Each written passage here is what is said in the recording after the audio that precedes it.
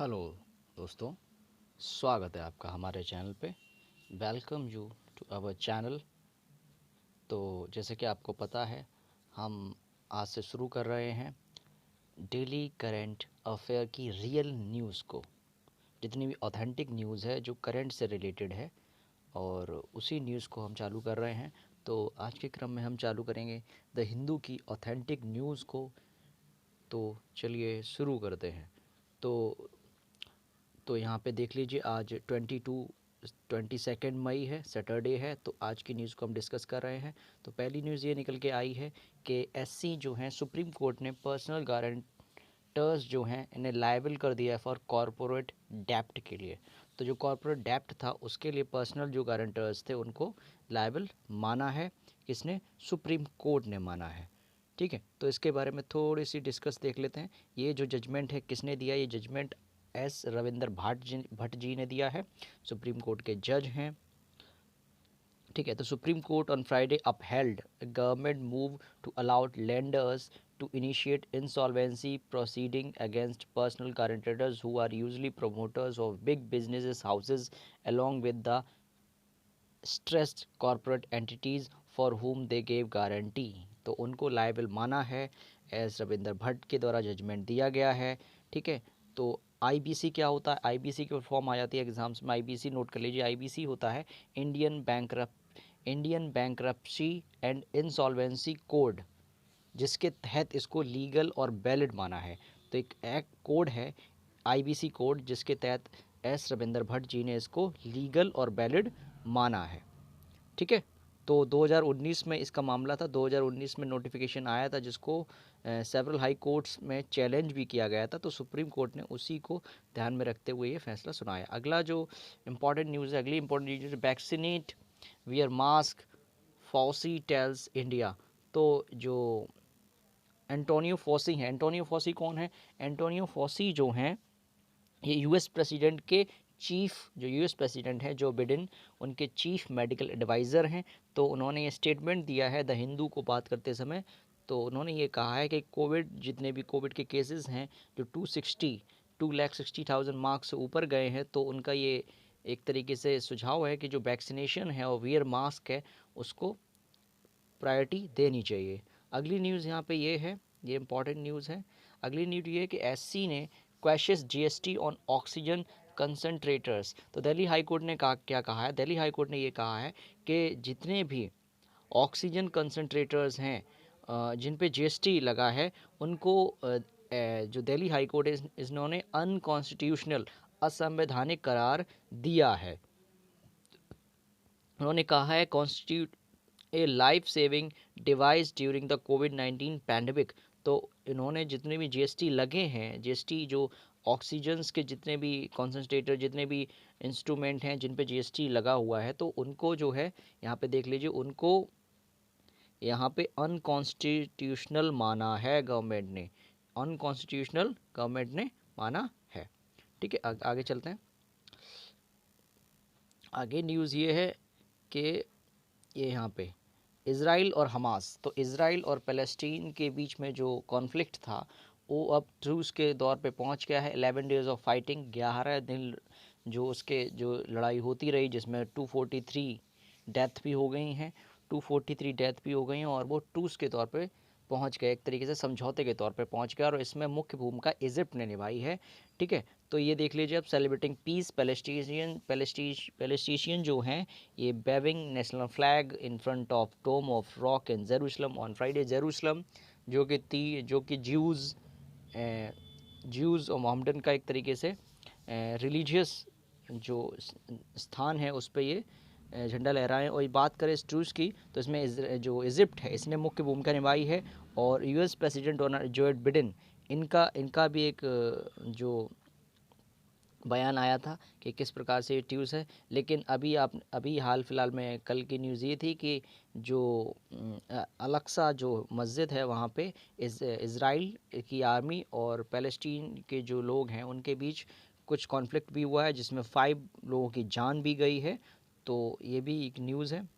अगली main important news है Delhi government ने ये कहा है कि नो डोजेस लेफ्ट फॉर 18 से 14 एज ग्रुप। दिल्ली गवर्नमेंट ने ये कहा है कि 18 से 44 साल के लोगों के लिए कोई वैक्सीन। अगली मोस्ट इम्पॉर्टेंट न्यूज़ ये है, a green warrior to be the core is no more. यानी कि जो सुंदरलाल बहुगुणा जी थे, इनका देहांत हो गया है ड्यू टू कोविड।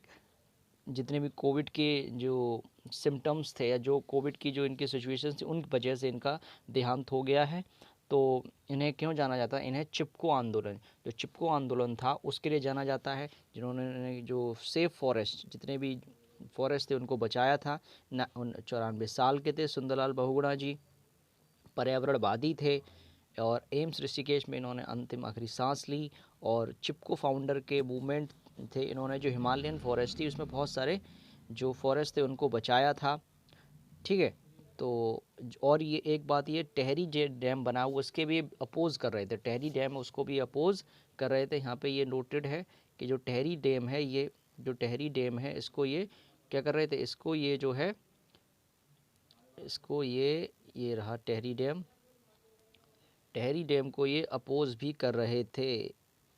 ये रहा आपका न्यूज़ टेहरी डैम। ठीक है, तो आगे बढ़ते हैं। तो सुंदरलाल 1927 में इनका जन्म हुआ, 2021 में इनकी डेथ हो गई। और कॉन्डोलेंस भी आया है, प्राइम मिनिस्टर जी के द्वारा भी आया है एंड प्रेसिडेंट के द्वारा भी आया है, और विपक्ष के जितने भी लोग हैं उनने भी कॉन्डोलेंस किया हुआ है। ठीक है, तो चलिए आगे बढ़ते हैं। आगे इम्पॉर्टेंट न्यूज़ ये है, many inoculation sites remain shut down to vaccine shortage. तो आप देख ही रहे हैं कि पूरे कंट्री में जो वैक्सीन है उसकी शॉर्टेज है, हर जगह से न्यूज़ निकल के आ रही है, बहुत सारी शॉर्टेज। अगली इंपॉर्टेंट न्यूज़ है, Red Fort case, no sedition charges against Deep and 15 other by SIT. तो ये जो रेड फोर्ट में जो केस हुआ था उसमें उनमें कोई सेडिशन का चार्ज नहीं लगा है। अगली ये है news, foreign national naval for duping many people on predict of supply remdesivir. यानी कि कहने का मतलब ये है कि जितने भी लोग रेमडेसिविर की कालाबाजारी कर रहे थे उसमें कुछ फॉरेनर्स भी हैं। नाइजीरियन के एक व्यक्ति को पकड़ा गया है जो इसकी कालाबाजारी कर रहे थे। अगली मोस्ट इम्पॉर्टेंट न्यूज़ ये है, आईआईटी दिल्ली के प्रोफेसर थे दिनेश मोहन जी, इनकी कोविड-19 से डेथ हो गई है। He was an expert on traffic management. तो ट्रैफिक मैनेजमेंट में ये एक्सपर्ट थे, 75 साल के थे, आईआईटी दिल्ली के प्रोफेसर थे और इनकी अभी कोविड-19 से डेथ हो गई है। इनके करियर की बात करें तो इन्होंने करियर जो है insurance institute of high was safely in Washington DC USA and hand since 1960 been the IIT Delhi. तो यूएसए से स्टार्ट किया, 1976 में आईआईटी दिल्ली में आए। तो ये थे दिनेश मोहन जी। अगली इम्पॉर्टेंट न्यूज़ ये है कि nearly 200 cases of black fungus infection in Delhi. तो जैसे कि मालूम है आपको, दिल्ली ने ब्लैक फंगस को एपिडेमिक डिक्लेयर किया हुआ है। तो उसी संदर्भ में जो दिल्ली के हेल्थ मिनिस्टर हैं सत्येंद्र जैन। तो सत्येंद्र जैन का स्टेटमेंट ये है कि there was a shortage of medicine to treat the infection across the country. कि जो ब्लैक फंगस है इसके जो मेडिसिन की शॉर्टेज है पूरे देश में है। अब उनका एक स्टेटमेंट ये है कि ये जो ब्लैक फंगस है ये क्यों हो रहा है, ये जो है दो रीजंस बताए हैं। हाई ब्लड शुगर लेवल, जिनका ब्लड शुगर लेवल हाई है और इनकी डिक्रीज इम्यूनिटी और इनकी इम्यूनिटी कम है, उसकी वजह से है। Which stems for taking steroids to treat COVID complications arising due to कोविड-19। और कोविड-19 के कारण जिन्होंने स्टेरॉइड्स लिया हुआ है उनमें ये समस्या ज़्यादा देखी जा रही है। तो उन्होंने ये एडवाइस भी किया है कि जितने भी कोविड-19 के पेशेंट्स हैं वो ये विजिलेंट रहें, सावधान रहें, सतर्क रहें कि अगर आपका ब्लड शुगर इंक्रीज़ है तो वायरस, फंजाई, बैक्टीरिया आपको अटैक रैपिड करेंगे, बहुत तेज़ी से करेंगे। ठीक है, तो ब्लैक फंगस की बात करें तो 2 रीज़न बताए हैं जैसे कि मैंने आपको बता दिया। और जिनने स्टेरॉयड ज़्यादा लिया, यानी कि जो डॉक्टर ने एडवाइस किया था स्टेरॉयड्स की उससे ज़्यादा इन्होंने स्टेरॉयड लिया है, तो ये आपको इफ़ेक्ट देखने को मिल रहा है उसमें। ठीक है, अगला इम्पॉर्टेंट न्यूज़ ये है कि दिल्ली हाई कोर्ट ने क्या कहा है। दिल्ली हाई कोर्ट ने एक जो है ऑर्डर दिया है। दिल्ली हाई कोर्ट ने ये कहा है कि hospital must reserve beds for certain categories. तो दिल्ली हाई कोर्ट ने यह कहा है कि जितने भी हॉस्पिटल्स हैं उनको कुछ ना कुछ बेड तो रिज़र्व करने ही पड़ेंगे। उन्होंने ये कहा you can't say no to PM और प्रेसिडेंट। तो हाई कोर्ट ने कहा है कि आप प्रधानमंत्री को और मुख्य और राष्ट्रपति को ना नहीं कर सकते। अगर उन्हें कोई ट्रीटमेंट चाहिए होगा तो उनके लिए आपको बेड रिजर्व करने पड़ेगा। और अगली गुड न्यूज़ ये है कि सत्संगत गुरुद्वारा ने हेल्पिंग हैंड फॉर पेशेंट। तो सत्संगत गुरुद्वारा हेल्प कर रहा है लोगों की फॉर फूड। अगली न्यूज़ ये है श्रीवास्तवा जो हैं जो सीनियर आईपीएस ऑफिसर हैं ये और दिल्ली के हाई कमिश्नर अपॉइंट कर दिए गए हैं। ठीक है, S N. Srivastava was appointed a full-fledged commissioner of Delhi Police on Thursday according to the officials। 1985 batch के आईपीएस ऑफिसर। अगली न्यूज़ ये है Samyukt Kisan Morcha writes to PM to resume talks over farm laws. तो संयुक्त किसान मोर्चा जो है एक अम्ब्रेला बॉडी है जितने भी जो प्रोटेस्टिंग जो फार्मर्स यूनियन है उनकी। तो उन्होंने लिखा है प्रधानमंत्री मोदी को कि आप जो फार्म लॉज हैं, जो 3 फार्म्स लॉ हैं जिन पे जो किसान जो है पिछले साल से आंदोलन कर रहे हैं उन पे आप बात करिए। तो ये कहा गया है। अगला है इम्पॉर्टेंट न्यूज़ ये है, इम्पॉर्टेंट न्यूज़ इसलिए कि आप ये देख सकते हैं इम्पॉर्टेंट न्यूज़ इसलिए है यहाँ पे कि जो सीएम हैं अरविंद केजरीवाल जी, इन्होंने क्या कहा है, इन्होंने जो है इन्होंने प्रोवाइड करवाए हैं 1 crore aid to kin of school teacher who died of कोविड-19। तो जो कोविड-19 से स्कूल टीचर की डेथ हो गई थी उसको 1 करोड़ रुपए और उनके परिवार के किसी व्यक्ति को गवर्नमेंट जॉब की सिक्योरिटी प्रोवाइड करवाई है सीएम अरविंद केजरीवाल जी ने। आगे बढ़ते हैं। आगे जो न्यूज़ है Haryana to bear cost of treatment of BPL patient. बहुत अच्छी न्यूज़ है। हरियाणा क्या कर रहा है, हरियाणा जितने भी बिलो जितने भी लोग हैं बिलो पॉवर्टी लाइन, बीपीएल का मतलब है बिलो पॉवर्टी लाइन, जितने भी लोग हैं उनको प्राइवेट हॉस्पिटल का जो खर्चा होगा वो हरियाणा सरकार देगी। अगला है virus aids to Mizoram's Myanmar refugee crisis. तो मिज़ोरम में म्यांमार का जो रिफ्यूज़ी क्राइसिस चल रहा है उसमें भी वायरस ऐड हो गया है, बहुत सारे लोग इन्फेक्टेड हैं, काफ़ी ज़्यादा की जान चली। अगली न्यूज़ पे चलते हैं। अगली न्यूज़ इंपॉर्टेंट न्यूज़ ये है कि फॉर्मर यूनियन मिनिस्टर बाबा गौदा पाटिल डेड।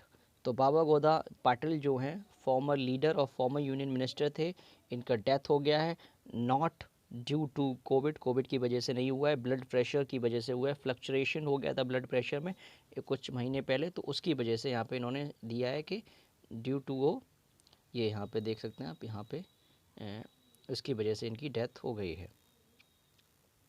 अगली इंपॉर्टेंट न्यूज़ के ऊपर पढ़ते हैं। अगली इंपॉर्टेंट न्यूज़ ये है Pinarayi Vijayan retains homes, Veena George gets health. तो केरला में एलडीएफ की गवर्नमेंट बन गई है और एलडीएफ गवर्नमेंट में पिनराई विजयन ने अपना सेकंड टर्म्स को होल्ड किया हुआ है और इससे पहले भी ये चीफ मिनिस्टर थे। लेकिन उन्होंने क्या किया, कल ही जो है स्वर्ण लिया है, कल ही शपथ ली है, जिसमें 21 मेंबर्स को यानी कि खुद को मिला के 21 लोगों को कैबिनेट में जगह दी है। और इनका क्रिटिसिज्म इसलिए कल के न्यूज़पेपर में इसलिए हुआ क्योंकि इनके जो कैबिनेट थी इसमें एक मेन लेडी थी जिनका नाम था के शैलजा, जिन्हें कि कोविड जो कि हेल्थ में थी, हेल्थ डिपार्टमेंट में थी, हेल्थ मिनिस्ट्री में थी, जिन्हें कि कोविड का जो प्रबंधन है उसके लिए यूएन ने भी इनको रिकॉग्नाइज़ किया था। लेकिन पिनराई विजयन ने क्या किया था, उनको अपने कैबिनेट से हटा दिया और उनकी जगह बीना जॉर्ज को, किसको, बीना जॉर्ज, ये आप देख सकते हैं, वीना जॉर्ज को हेल्थ में अपॉइंट किया गया है। बीना जॉर्ज जो है हेल्थ मिनिस्ट्री में बनी है, पिनराई विजयन बने हैं। यहाँ पिनराई विजयन की अगर हम बात करें मिनिस्ट्री की, तो पिनराई विजयन को जो है होम एंड विजिलेंस और आईटी पोर्टफोलियो मिले हैं और बाकी के अदर हैं यहाँ पे। और जो पंडाल जिसमें इन्होंने जो वॉर्न शपथ ली थी उसको अब वैक्सीनेशन सेंटर डिक्लेयर कर दिया गया। अगली इंपॉर्टेंट न्यूज़ ये है कि मेंबर्स नॉमिनेटेड टू काल्क क्षेत्रा बोर्ड। तो काल्क क्षेत्रा बोर्ड के लिए कुछ मेंबर्स को, सुधा रघुनाथन को जो एक वोकलिस्ट हैं, कार्नेटिक वोकलिस्ट हैं, जिनको नियुक्त कर दिया गया है। और भी सारे हैं जिन्हें काल क्षेत्रा फाउंडेशन के लिए नियुक्त कर दिया गया है। ठीक है, तो सेंट्रल गवर्नमेंट ने नियुक्त किया 12 जो बहुप्रसिद्ध जो आर्टिस्ट हैं जितने भी और म्यूजिशियंस हैं, जो आर्टिस्ट है म्यूजिशियन, उनको एक बहुत ही प्रेस्टिजियस इंस्टीट्यूशन है जो जिसका नाम है काल क्षेत्र बोर्ड, जो कि जितने भी गायक हैं और जितने भी कलाकार हैं उनको सरकार ने 12 लोगों को नियुक्त किया है, जिसमें कि वोकलिस्ट हैं, ये गायक हैं सुधा रघुनाथन, जिसको इनको जो है नॉमिनेट कर दिया गया है। ठीक है, आगे बढ़ते हैं। आगे इम्पॉर्टेंट न्यूज़, एडिटोरियल में इम्पॉर्टेंट न्यूज़ है, लेकिन इसको हम डिस्कस बाद में करेंगे। अभी हम फैक्ट वाली न्यूज़ के ऊपर चलते हैं। तो फैक्ट में ये है, महाराष्ट्र में 13 नक्सल्स को किल कर दिया गया है। ये एक ज़्यादा इम्पॉर्टेंट नहीं है, लेकिन जो इम्पॉर्टेंट न्यूज़ है वो ये है, हमारे पास जो इम्पॉर्टेंट न्यूज़ है वो ये है कि दुनिया की, अगर आप बात करें दुनिया की, ये जो इम्पॉर्टेंट न्यूज़ है आप नोट कर लीजिए, दुनिया की सबसे बुज़ुर्ग लेडी बन गई हैं 120 साल की, जिन्होंने वैक्सीनेशन करवाया है। जिन्होंने क्या करवाया? वैक्सीनेशन करवाया है। और इनका नाम है धोला देवी, और ये उधमपुर से हैं। धोला देवी जो है ये जो हैं उधमपुर से हैं। उधमपुर तहसील लट्टी लगती है, तहसील लत्ती, वहाँ से हैं ये न्यूज़ रही। तो ये न्यूज़ रही, 120 साल की हैं। और ये पोस्टर बॉय, जितने भी JNK जम्मू एंड कश्मीर के जितने भी विलेज हैं उसमें पोस्टर बॉय के तहत उभरी हैं ये, क्योंकि 120 साल की उम्र में इन्होंने वैक्सीनेशन लिया है। और ये उधमपुर ज़िले के लट्टी तहसील से बिलोंग करती हैं। ठीक है, इन्होंने एक एग्ज़ाम्पल सेट किया है जितने भी यंगर पीपल हैं उनके लिए। ठीक है, तो फैमिली मेम्बर्स जो हैं उन्होंने काफ़ी प्राउड है कि, और मीडिया ने भी इसको काफ़ी अच्छी तरीके से कवर किया हुआ है। और ये न्यूज़ भी आपके लिए इम्पॉर्टेंट है। नाम है धोली देवी, नाम है इनका। और आगे बढ़ते हैं अगली न्यूज़ पे। अगली न्यूज़ है central wants manipulated media tag of tool के ट्वीट्स। तो पिछली न्यूज़ कल की न्यूज़ है। कल न्यूज़ जो थी मीडिया टूल किट्स का ट्वीट्स के बारे में, जिसको ट्विटर ने मैनिपुलेट मीडिया यानी कि भ्रामक करार दिया था, उसके बारे में है। हालांकि ये पेपर में पूछी तो नहीं जाएगी, लेकिन आप एज अ सिटीजन इसको रख सकते हैं। अगले बढ़ते हैं आगे न्यूज़ के ऊपर। अगला है Israel Hamas reach truce after 11 days of fighting. तो ये न्यूज़ निकल के आई है, पिछली फ्रंट पेज पे भी थी। तो 11 दिनों के बाद जितने भी युद्ध हुए थे, 11 दिनों में फाइटिंग जो रही थी, उसके बाद ये जो समझौता है जिस पे इजिप्ट ने महत्वपूर्ण भूमिका निभाई है। और इस पर जो USA के जो प्रेसिडेंट है जो बिडेन, उनका भी स्टेटमेंट आया हुआ है। ठीक है, हाँ ठीक है, ये चलते हैं। आप इस न्यूज़ को कवर कीजिएगा, पढ़िएगा। ये न्यूज़ का आप स्क्रीनशॉट ले सकते हैं, इम्पॉर्टेंट। अगली इम्पॉर्टेंट मोस्ट इम्पॉर्टेंट न्यूज़ जो है मैं कहूँगा वो ये है। मोस्ट इम्पॉर्टेंट न्यूज़ इसलिए क्योंकि ये जो है ये USSR era INS Rajput decommission, जो INS राजपूत था, INS राजपूत जो है, जो इसको डीकमीशन कर दिया गया है। कहाँ पे किया गया है डीकमीशन? डीकमीशन का मतलब ये होता है कि अब वो यूज़ करने के लायक नहीं है। ठीक है, अब वो जितने भी इंडियन नेवल शिप्स हैं, जो नेवल जो यूज़ करती है, नेवी जो यूज़ करती है, अब उसको यूज़ नहीं किया जाएगा, उसको डीकमीशन कर दिया गया है। कहाँ पे किया गया है? विशाखापट्टनम के नेवल डॉकयार्ड पे किया गया है। INS राजपूत को USSR के में बना था ये। ठीक है, 41 साल तक इसने अपनी सेवाएं दी। ठीक है, इसको डीकमीशन किया गया है। और ये इम्पोर्टेंट क्यों है? क्योंकि इसने श्रीलंका में जो ऑपरेशन अमन था उसमें भी ये भागीदार रहा था। वहाँ पे जो इंडियन पीस कीपिंग फोर्सेस थी, इंडियन पीस कीपिंग फोर्सेस जो थी, उनमें ये INS राजपूत ही गया था। और पिछले साल आपने देखा था INS विक्रांत को भी डीकमीशन किया गया था गोवा में। ठीक है, वो भी इम्पॉर्टेंट है। आगे बढ़ते हैं। India should push hard to get as many people vaccinated as possible. तो ये फॉसी का बयान है। अगला है Jaishankar to meet Blinken UN chief. तो जयशंकर जी जो हैं, जो फॉरेन मिनिस्टर हैं हमारे, वो विल्किंसन से मिलेंगे। UN चीफ जो हैं उनसे मिलेंगे। क्यों जा रहे हैं? UN जो जयशंकर जी हैं, ये नेक्स्ट वीक को जो है USA जा रहे हैं। क्यों जा रहे हैं? इसलिए जा रहे हैं कि जो वैक्सीन्स हैं उनके बारे में बात करी जाए, उनका प्रोडक्शन कैसे रहेगा। और जो वैक्सीनेशन जो कंपनियां हैं USA में, 3 कंपनियां हैं, फाइज़र है, मॉडर्ना है, जॉनसन एंड जॉनसन है। तो उससे बात करेंगे और प्रोडक्शंस के बारे में पूछेंगे, भारत को भी अच्छा प्रोडक्शन मिले, वहाँ से वैक्सीन प्रोवाइड हों, और जो यूएसए है जो एक्स्ट्रा डोज ऑफ जो गिफ्ट के रूप में जो कंट्रीज़ को देता है उसके बारे में बात करेंगे, ठीक है। और जितने भी सीईओ हैं उनसे भी बात करेंगे। यहाँ पे बहुगुणा सिंपली एक्स्ट्राऑर्डिनरी लाइफ के बारे में दिखाया गया है। आगे बढ़ते हैं। आगे इंपॉर्टेंट न्यूज़ है, SC stage HC orders on UP health care.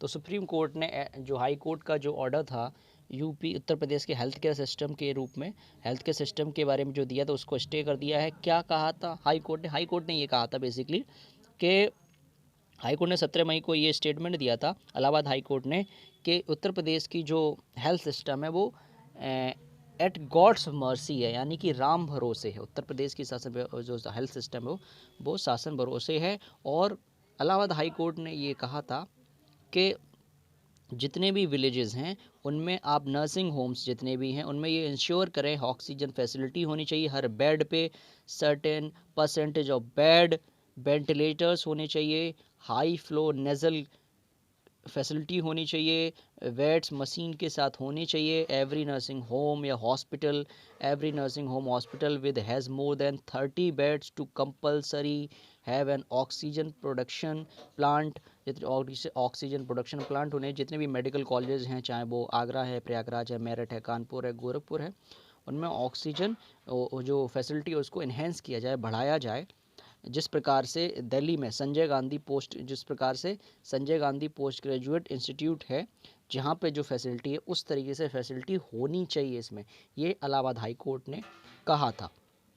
तो अब इलाहाबाद हाई कोर्ट ने ये जो स्टेटमेंट दिया था तो उन्होंने ये भी कहा था कि हाई कोर्ट ने ये भी कहा था कि एटलीस्ट कम से कम 20 एम्बुलेंस तो स्मॉल टाउन जितने भी उसमें होने चाहिए of the state hand have at least 2 ambulance with ICU facilities in every village. और उसने ये कहा था हर एक गांव में जो है 2 एम्बुलेंस ऐसी होनी चाहिए जिसमें आईसीयू फैसिलिटी हो। तो हाई कोर्ट ने ये सारे अरेंजमेंट्स के बारे में कहा था। The High Court had said these arrangements would help patients from smaller towns to village to the route of bigger hospital to bigger towns of medical। जिस पर जो सॉलिसिटर जनरल हैं तुषार मेहता, उन्होंने कहा कि हाँ हम ये मानते हैं कि इंफ्रास्ट्रक्चर्स को बढ़ाया इम्प्रूव किया जाएगा, बट जो इंफ्रास्ट्रक्चर है वो जो ख़राब है उससे इग्नोर नहीं किया जा सकता और उसको इंक्रीज़ भी किया जाएगा। बट जो इलाहाबाद हाई कोर्ट का डायरेक्शन है उसको पूरी तरीके से कंप्लाई करना इम्पॉसिबल है, ये तुषार मेहता ने कहा था। इलाहाबाद हाई कोर्ट के वर्ड जो इन्होंने स्टेटमेंट दिया था इसी पर जो है सुप्रीम कोर्ट ने स्टे कर दिया है। अगला कुछ न्यूज़ है, ये इम्पॉर्टेंट नहीं है आपके लिए, ये एग्ज़ाम्स में ज़्यादा पूछी भी नहीं जाएगी, जो इम्पॉर्टेंट है वो ये देख लीजिए। अगला इम्पॉर्टेंट न्यूज़ है, what did Israel achieve in Gaza. तो ये एक आर्टिकल है, अच्छा है कि जो इज़राइल है इसको क्या गाज़ा में क्या अचीव हुआ। इस पर नेतान्याहू जो हैं इज़राइल के पीएम, उन्हें क्लेम ये किया है कि उन्होंने जो हमास है उस पर फोर्सफुल डिटरेंस किया, अपना एक तरीके से अपना एक घातक प्रहार किया है जिससे गाज़ा की जो शक्तियां हैं वो कम हो गई हैं, ठीक है। ये अगला ये न्यूज़ है, clashes erupt in east Jerusalem after ceasefire comes into effect. तो इसराइल और फ़लस्तीन के बीच में काफ़ी संघर्ष था, उस पर अभी ट्रूस होने वाला है। बिडेन ने हेल्स किया है, हेल्स उन्होंने माना है, अभिनंदन किया है इसका कि अपॉर्चुनिटी है टुवर्ड पीस, शांति की तरफ बढ़ने की एक अपॉर्चुनिटी है, उन्होंने ये कहा है। और इसमें उन्होंने कहा इजिप्ट ने बहुत अच्छा रोल अदा किया है, साथ ही साथ अपना भी रोल उन्होंने कंबाइन किया है इसमें। Egypt for Israel said white has also involved, यहाँ पे लिखा हुआ है, ये देख लीजिए आप, ये है, ये न्यूज़ लिखी हुई है कि ही क्रेडिट्स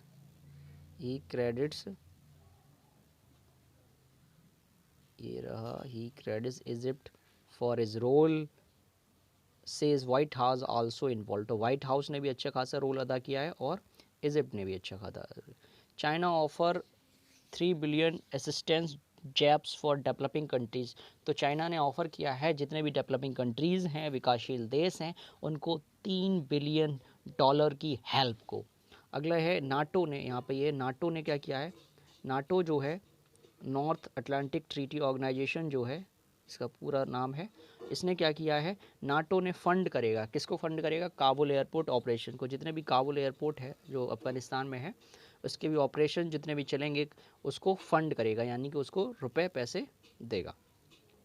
ठीक है, तो ये नाटो की तरफ से ये बयान आया है, देख सकते हैं।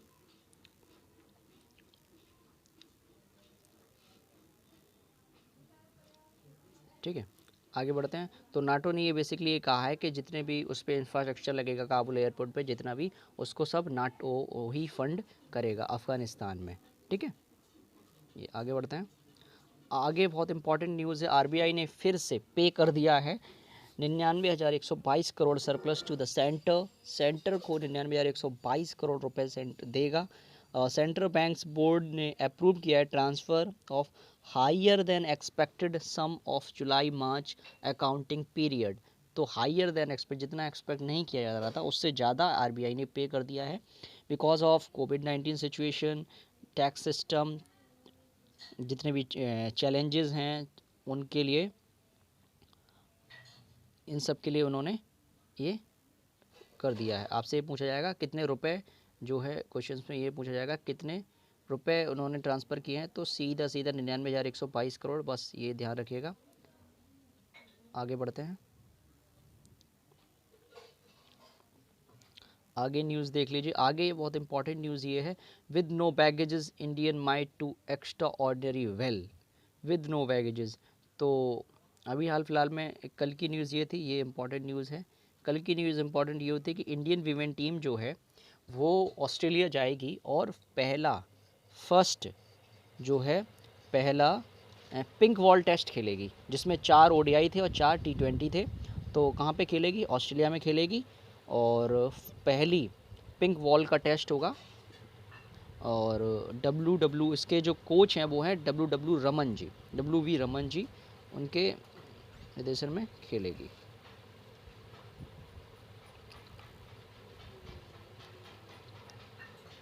आगे बढ़ते हैं। आगे न्यूज़ है, Tokyo games will go ahead even if there is a state of emergency, IOC VP quotes. तो he is confident that the measures taken will ensure a safe and secure Olympics. तो अगले साल Olympics होने हैं,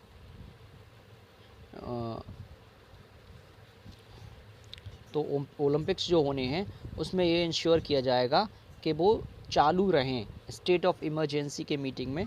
ठीक है, तो उनके ऊपर ये एक न्यूज़ निकल के आई है। अगली न्यूज़ ये है बाला देवी के ऊपर। बाला देवी नोट कर लीजिए, बाला देवी जो एक फुटबॉलर हैं, ये क्वेश्चन पूछा ही जाएगा हमेशा, ये क्वेश्चन आपसे पूछा ही जाएगा। DSSB के जितने भी बच्चे हैं, DSSB के जितने भी बच्चे हैं, इस पर नोट कर लें, ये नोट कर लें कि ये क्वेश्चन तो पूछा ही जाएगा।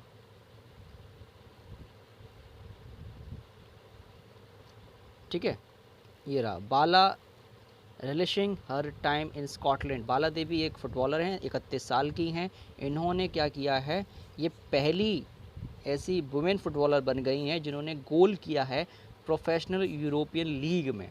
जो यूरोपियन लीग चल रहा है, कहाँ पे चल रहा है, स्कॉटलैंड में चल रहा है, उसमें इन्होंने पहला गोल किया है। पहली ऐसी लेडी बन गई हैं इंडिया की तरफ से जिन्होंने यूरोपियन लीग जो चल रहा है उसमें गोल किया है। 31 साल की हैं ये।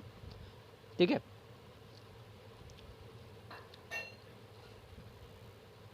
ठीक है, ये नोट कर लीजिए आप। अगला इंपॉर्टेंट है, बॉक्सिंग कोच भारद्वाज जी जो हैं एमिनेंट पर्सन थे, लेजेंडरी को बॉक्सिंग कोच थे Bhardwaj पासेजबे। Legendary boxing coach Om Prakash Bhardwaj, note कर लीजिए। ओम प्रकाश भारद्वाज किस खेल से रिलेटेड थे, बॉक्सिंग से रिलेटेड थे, जिनका डेथ हो गई है। The first form to be nursed with the Dronacharya award in 1985। ये जो है द द्रोणाचार्य अवार्ड थे, ये भी नोट कर लीजिए, 1985 में पहले व्यक्ति थे जिन्हें मिला था। ठीक है, और ये 82 साल के थे। ठीक है, तो ओम प्रकाश भारद्वाज जी बॉक्सिंग से रिलेटेड थे, इनका डेथ हो गई है। अगली इंपॉर्टेंट ये हुए Ashok to officiate in Tokyo Olympics. तो अशोक कुमार जी जो हैं ये क्या करेंगे, will be the only referee from India to officiate in wrestling matches of the Tokyo Olympics. ठीक है, जो टोक्यो ओलंपिक्स में जितने भी रेसलिंग मैचेस होंगे उसमें ये अशोक कुमार जी एज अ रेफरी पहले इंडियन होंगे जो वहाँ पे रेफरी के तौर पे मुख्य भूमिका निभाएंगे। तो अशोक जी का नाम आप नोट कर सकते हैं, ये इम्पॉर्टेंट है, पहले व्यक्ति होंगे। पहले जितने भी जो व्यक्ति हैं उन सब का नाम आप नोट कर सकते हैं, पहले व्यक्तियों से क्वेश्चन हमेशा पूछा जाएगा। अशोक जी, ठीक है। आगे बढ़ते हैं न्यूज़ पे। आगे न्यूज़ के बारे में जो एडिटोरियल है वो हम इसके बारे में कल डिस्कस करेंगे, ठीक है। तो अभी के लिए इतना ही रहने देते हैं। अगर आपको ये वीडियो पसंद आया है तो हमारे चैनल को लाइक, शेयर और सब्सक्राइब कर सकते हैं और करें।